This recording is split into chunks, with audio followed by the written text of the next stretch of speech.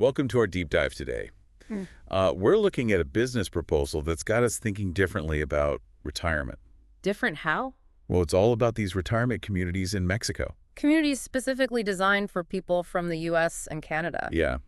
And what's really fascinating is that this proposal goes way beyond just like building houses. Like they're trying to create a whole new vision for what retirement could be. It's ambitious for sure, but they seem to be tapping into a major trend with this whole baby boomer tsunami, as they call it.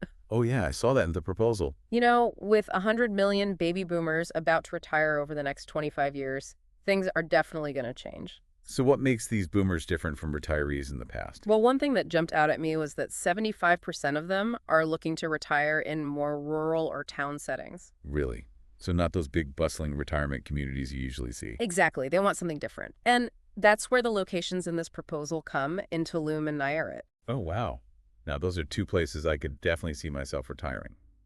Beautiful beaches, warm weather. And they already have these thriving expat communities. Right, so they're not starting from scratch. They're building on something that's already there. Smart move. Yeah. And then there's the financial side of things. Healthcare and living costs are huge concerns for most retirees.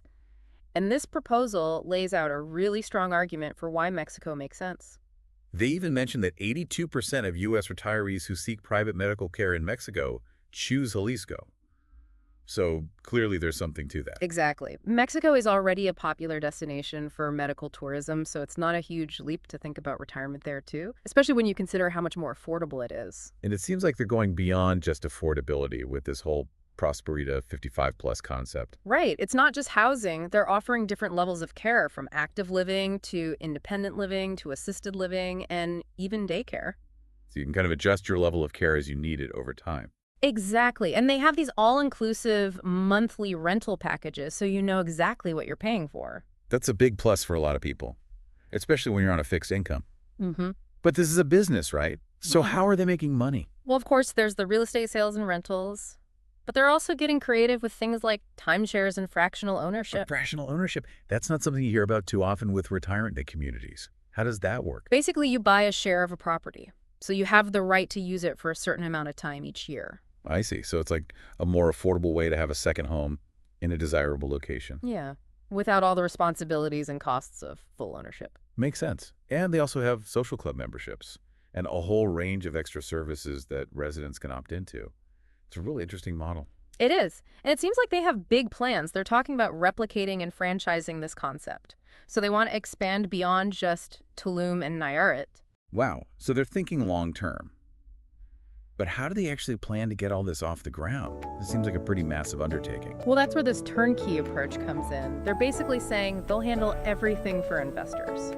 Market research, site selection, architectural design, construction management, even the day-to-day operations once the community is up and running. So it's like a one-stop shop for investors who want to get in on this growing market. Yeah, they're really trying to make it as easy as possible. And they do have a pretty impressive team behind them. They've developed hospitals, hotels, senior care facilities. So they're not new to this kind of thing. That definitely adds some credibility. And they're projecting a pretty high return on investment too.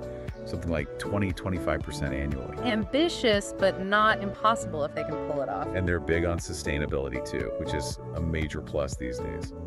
So it seems like they're trying to appeal to investors who care about both profits and the planet. It's a smart strategy for sure. Now let's talk about the heart of it all. What is it about Mexico that makes it so appealing to retirees? Well, I can think of a few things off the top of my head. The weather is amazing. The food is incredible. The culture is so vibrant and welcoming. It just seems like a really enjoyable place to live. You're hitting all the right notes. They highlight a lot of those same things in the proposal. The favorable climate, the rich culture, the warm hospitality. And let's not forget about the cost of living. That's a huge factor for a lot of people, especially when you're on a fixed income. Absolutely. You can stretch your retirement dollars a lot further in Mexico. You know, this whole concept reminds me of a conversation I had with my aunt a while back. She retired to a small town in Mexico a few years ago. Oh, really? How's she liking it? She absolutely loves it. She was a little hesitant at first, leaving everything behind and starting over in a new country. That's understandable. It's a big decision. But she says she's never felt more welcomed or part of a community. And her cost of living is so much lower than it was back home.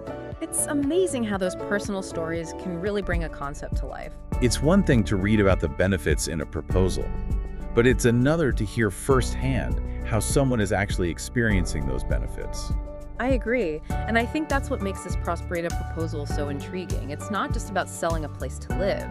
It's about selling a lifestyle, a community, a sense of belonging. And that's something that resonates with a lot of people, especially as they're approaching retirement. They're looking for something more than just a place to park themselves. They want to stay active, engaged, connected. They want to continue learning and growing. And it seems like this proposal is tapping into that desire.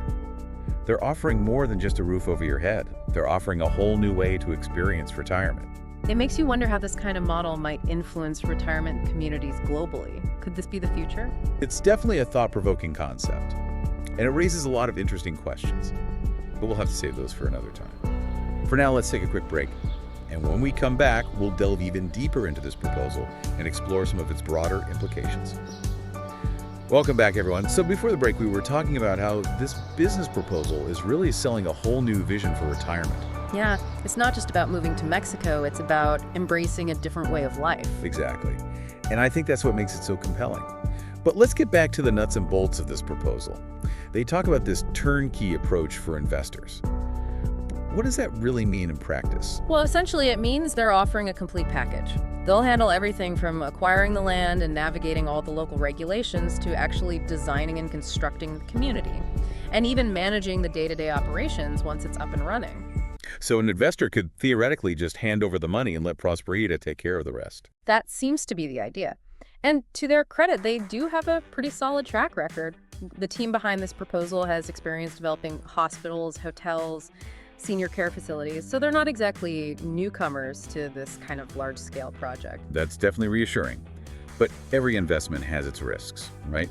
What are some of the potential downsides here? Well, of course, there are the usual risks associated with any investment, market fluctuations, economic downturns, things like that. But specifically with a project like this in Mexico, you also have to consider things like currency exchange rates, political stability, those kinds of factors. Right. And what about the cultural aspect? Mexico has its own unique customs and traditions. How will Prosperity ensure that residents from the U.S. and Canada feel comfortable and integrated into the local community?